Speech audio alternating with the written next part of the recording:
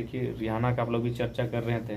भारत के युवा इसलिए खुश हो रहे हैं कि रिहाना ने कभी स्टेटमेंट दिया था कि भारत एक गरीब देश है, लेकिन अगर प्रैक्टिकली सोचा जाए तो रिहाना का स्टेटमेंट गलत नहीं था। मैं आपको कुछ आंकड़े दिखाऊंगा क्योंकि आप सभी पढ़े लिखे हैं, मास कॉम के छात्र हैं।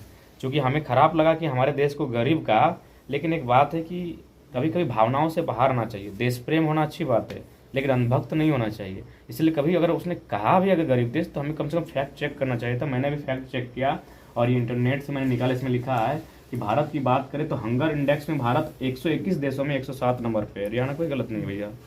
आप भले ठीक है वो विदेश की लड़की है, आप उसका मजाक उड़ा लें, आप उसकी आलोचना कर लें, आप उसकी ट्रोल कर लें, आप उसको एक स्त्री होने के नाते और भद्दी भद्दी बात कह लें, कोई आपत्ति नहीं है। लेकिन जब उसने कहा है कि भारत एक गरीब देश है, ठीक है भारत में अमीर लोग रहते हैं, नो डाउट, बहुत अमीर लोग रहते हैं, अंबानी अडानी जैसे दुनिया में मशहूर लोग रहते हैं, लेकिन जेनविन में अगर बड़ी आबादी गरीब है भारत की, उसने बड़ी आबादी की बात कही, अंबानी अडानी की बात नहीं कही है। और अंबानी अडानी की बात क्यों करेगी भाई? उन लोग तो सफल लोग हैं, सक्सेसफुल लोग हैं। इंसान वही जो गरीबों की बात करता है। तो भारत बड़ी आबादी गरीब है और ये आपका इंडेक्स कहता है। इसको मैं आगे और भी दिखाना चाहूँगा। इसमें आगे बहुत सारी चीज़ें लिखा गया है कि देश की सर्वोच्च अदालत के सामने 18 जनवरी 2022 को जब भारत सरकार की ओर से और हमारे अटॉर्नी जनरल होते हैं उस समय थे के वेणुगोपाल ने कहा था कि भारत में एक भी मौत भुखमरी से नहीं हुआ। चूंकि सरकार के आंकड़े हमेशा फर्जी होते हैं, आप भी जानते हैं। उसी समय जो बहुत सारे लोगों ने अपना ग्राउंड रिपोर्ट देना शुरू किया, तो उसमें एक जो चीज़ें सामने उभर कर आई वो बहुत ही भयावह स्थिति थी। और जब हमने झारखंड को पाया गया तो झारखंड दूसरे पायदान पर था मैंने भूख से मृत्यु के मामले में। और हमने क्या और कहा कि भाई आज वो अपने इस बात का खुशी है कि आपने उसे नचवा दिया, लेकिन आपने उसे नचाने में कितना खर्च किया आपको आइडिया है? 74 करोड़ खर्च किया। देखिए ये चीज़ें आप ठीक है, आपके देश के प्रति उसने अगर ऐसा शब्द कहा, आपने आलोचना की, लेकिन थोड़ा सा आपको यथार्थ में सोचना होगा। आपने कितना खर्च किया? 74 करोड़। मैं आपको 2020 का आंकड़ा दूंगा, ये आज तक का आंकड़ा है। 2020 में भारत देश में 81.11 यानी मान के चलते 81 लाख लोगों की मौत हुई थी, मतलब इलाज के दरमियान। उसमें से 36 लाख लोग मतलब इलाज सही से और समय पे नहीं मिलने के कारण। देखिए चोट किसी को लगता है, किसी का माथा में लगा तो चलिए उसका नो चांस है कि मर जाएगा, लेकिन बहुत ऐसे लोग जिनको बचाया जा सकता था, उसमें 36 लाख लोग हैं। 36 लाख का आंकड़ा श्रीमान मायने रखता है। लेकिन आज देखिए आप लोग यूट्यूबर वाले पत्रकार हैं, लेकिन कितना गंभीर सवाल पे हम लोग चर्चा कर रहे हैं। लेकिन देश की एक जो काबिल मीडिया है, जो पढ़े लिखे लोग हैं, वो गाय गोबर गुड़ और इंडिया पाकिस्तान, हिंदू मुसलमान और धर्म पे चर्चा करके डिबेट करती है। बताइए आप लोग अभी सीखने वाले लर्नर पत्रकार हैं, अभी आप लोग यूट्यूबर पत्रकार हैं, और हम लोग देखिए आज रात के 12 बजे हम लोग कितना गंभीर विषय पे चर्चा कर रहे हैं। एक साधारण सा लड़का जयराम महतो कितना गंभीर विषय खोल के बैठा है, लेकिन देश के प्रधानमंत्री आज तक प्रेस कॉन्फ्रेंस नहीं कर पाए। वो प्रेस कॉन्फ्रेंस क्या करते हैं कि आम आप काट के खाते हैं कि चूस के खाते हैं, आप बटुआ रखते हैं, आप थकते नहीं है, और जैसे ही एक सवाल होता है नहीं नहीं हमारा रिश्ता रहने दीजिएगा, एक गिलास पानी मिलेगा, उठ के निकल जाते हैं। तो ठीक है आपने रिहाना की आलोचना की, लेकिन आप उन्होंने 74 करोड़ आपका देश कैसे लेके गया अभी गरीब देश से, ये बहुत दुर्भाग्य की बात है। यहाँ आंकड़े 2020 के हैं, 36 लाख लोग मर जाते हैं इलाज नहीं हो पाने के कारण, और ये सम्मानित सर्वे है, ये कोई फर्जी डाटा नहीं है। आपके सामने हमारे मोबाइल स्क्रीन पर देख लीजिए, इसलिए हम देख कर बात करना चाहते हैं। आप तो बस खुश हो गए कि रिहाना आके नाच गई, 74 करोड़ खर्च हुआ।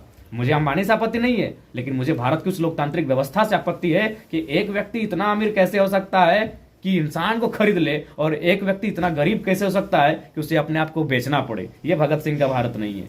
आपको तकलीफ होगा, होने दीजिए, आपको तकलीफ होता है होने दीजिए, मुझे आपत्ति नहीं है। अगर आप सच में भगत सिंह को मानते हैं, आप युवा हैं, आप पत्रकार हैं, चाहे जो भी हैं, लेकिन उससे पहले आप भगत सिंह को मानने वाले लोग हैं, तो आपको भगत सिंह का वह कथन याद रखना होगा कि कोई इंसान इतना अमीर ना हो कि दूसरे इंसान को खरीद सके, और कोई इंसान इतना गरीब ना हो कि अपने आप को उसे बेचना पड़े। आज तो भारत में दोनों चीज हो रहा है, कोई किसी को खरीद भी रहा है और कोई अपने आप को बेच भी रहा है। देखिए एक्चुअली है ना, ये वही लोग ये मैंने मोदी जी से खुश हैं जिनका कभी उस स्थिति से सामना नहीं हुआ। देखिए मैं मोदी का भी कभी आलोचना नहीं करता हूं, ना मैं कभी करूंगा, ना मैं हेमंत सोरेन जी की आलोचना करता हूं, ना कभी करूंगा। मैं उनकी नीतियों की बात करता हूं।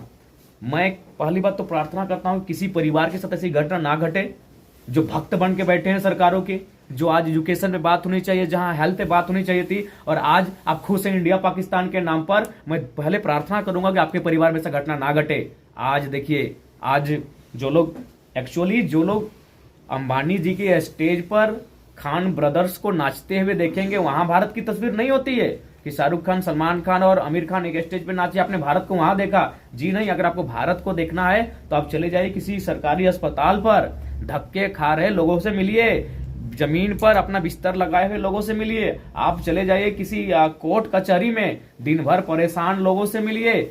आपको अगर वास्तव में असल भारत को जानना है तो वहां जाइए जहां बहुसंख्यक लोग रहते हैं, अमीर लोग रहते हैं, वहां जाइएगा तो भारत सुहाना दिखेगा। वो भारत की असली तस्वीर नहीं है श्रीमान। भारत की असली तस्वीर देखना है तो आपको ऐसे जगहों पर जाना होगा जहां असली भारत रहता हो। अब चले जाइए किसी अस्पताल में, चले जाइए जो सरकारी है, आज आपको पता चलेगा। अभी तो चाची में आज घटना घटा, जो लोग भारत को देखते हैं अडानी परिवार में, जो लोग भारत को देखते हैं अंबानी के बेटे की शादी में, जो लोग भारत को देखते हैं करीना कपूर का बच्चा होगा, विराट कोहली का बेटा का नाम क्या होगा, उनको जाके देखना चाहिए। आज तोपचांची में एक एक्सीडेंट होता है, उस परिवार की कमाने वाले व्यक्ति की मृत्यु हो जाती है। आज क्या होगा उस परिवार की स्थिति? वहां भारत दिखता है कि अगर वो परिवार का शख्स चला गया तो वो अब स्ट्रांग कैसे होगा, वो अपने आप को बैकफुट पर जो फील कर रहा है वो फ्रंट पे कैसे आएगा, वहां भारत को देखना चाहिए। ऐसी अनगिनत घटनाएं घटती है, तो इसीलिए हमें नजरिया बदलने की आवश्यकता है। अगर जयराम महतो जैसे युवा, मैं अपने आप को, मैंने कभी नहीं कहा कि शरीर, मैं एक विचार के रूप में अपनी बात करता हूं।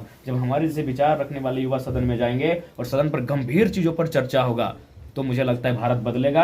आज आपने बिल्कुल, आज लगभग हमारे फेसबुक के जितने फ्रेंड थे वो तो बड़ा मजा ले रहे थे कि 74 करोड़ में रिहाना को नचा दिया, लेकिन उनको आंकड़ा देखना चाहिए। इस देश में 2020 में 36 लाख लोग इलाज ना होने के कारण मर गए, इसलिए इतनी पैसों की बर्बादी पे जश्न मनाने जैसा माहौल नहीं है। सोचने विषय है कि भारत, इतना अंतर कैसे हुआ भारत की व्यवस्था में, कि कोई इतना अमीर और कोई इतना गरीब, ये अंतर कैसे हुआ, ये कौन सा लोकतंत्र है, ये कैसा हमने प्रजातांत्रिक भारत बनाया है, इस पर सवाल होना चाहिए था। डिबेट इन सब मुद्दों पर होना चाहिए था। लेकिन आज देखिए, आज आप जो लर्नर पत्रकार हैं, जो एक छोटे गांव कस्बे से आने वाले पत्रकार हैं, वो इतने गंभीर विषय से हमारी इंटरव्यू ले रहे हैं। लेकिन ये विषय ना आज तक में होना चाहिए था, ये ललन टॉप में होना चाहिए था, ये जो जी न्यूज पे होना चाहिए था, ये इंडिया टीवी पे होना चाहिए था, ये एनडीटीवी पे होना चाहिए था। ये देश के तमाम प्रतिष्ठित चैनलों में इस प्रकार के डिबेट्स होने चाहिए थे, चर्चा परिचर्चा होना चाहिए था। लेकिन वहाँ गंभीर विषय पर बात नहीं होती है। वहाँ एक मौलवी जी बैठते हैं, एक पंडित जी बैठते हैं और बस तू तुम में का खेल शुरू हो जाता है और जनता को बरगलाने का काम किया जाता है। फिर कभी इंडिया पाकिस्तान होता है, फिर कभी हिंदू मुसलमान होता है। और ये तमाम आंकड़े जिन पर भारत को बात करना चाहिए था कि भारत कहाँ है हंगर इंडेक्स में, भारत कहाँ है हेल्थ इंडेक्स में, भारत कहाँ है करप्शन इंडेक्स में, भारत कहाँ है एम्प्लॉयमेंट के इंडेक्स में, इस पर कोई बात नहीं कर पाता है। ये मेरे भारत की तस्वीर है और असली भारत फिर कहेंगे।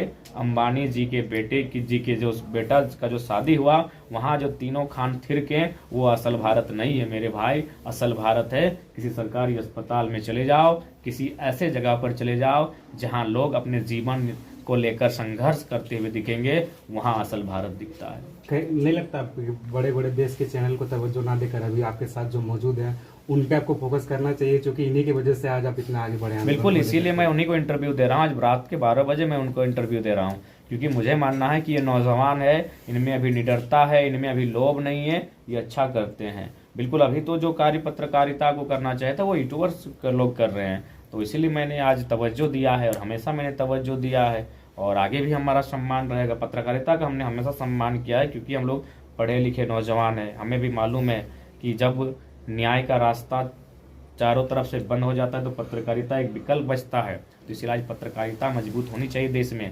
और मेरा भी मानना है कि देखिए, पत्रकारिता कभी ये जो होता है ना, इनको विपक्ष की भूमिका में होना चाहिए और हमेशा सरकार की नीतियों को उजागर करना चाहिए, उनके सामने मैनिफेस्टो की चर्चा करनी चाहिए। एक काम पूरा होता है तो दूसरे काम पर चर्चा करना चाहिए था। लेकिन आज देखिए हमारा भारत कहाँ है। हम इसलिए खुश हैं कि रेहाना आके डांस कर गई, गरीब बोल रही थी, लेकिन हमें इस बात का अंदाजा नहीं है कि 74 करोड़ रुपए लेके चली गई, जहां 36 लाख लोग बीमारी में इलाज के अभाव में मर जाते हैं। जयराम जी, जिस तरह से आप गंभीर मुद्दों को उठाते रहे हैं, झारखंड के ज्वलंत मुद्दों को उठाते रहे हैं, और अभी आप देखेंगे अभी एक वर्तमान में आया है विधवा विवाह को लेकर के योजना चला रही है सरकार, उसको बड़े बड़े मीडिया जगह दे रही है। और आप झारखंड के उन तमाम ज्वलंत मुद्दों और गंभीर मुद्दों पर चर्चा करते हैं पर मीडिया आपको जगह नहीं दे रही। इसका कारण क्या है कि आप राजनीति हाईजैक करने वाले हैं? इसके डर से पॉलिटिकल प्रेशर है क्या मीडिया? कारण यह है कि देखिए, हम लोग आइडियोलॉजी वाले हैं, हमारी आइडियोलॉजी सामने बाकी नेता नहीं टिक पाएंगे, बिल्कुल नहीं टिक पाएंगे। कहाँ से टिकेंगे?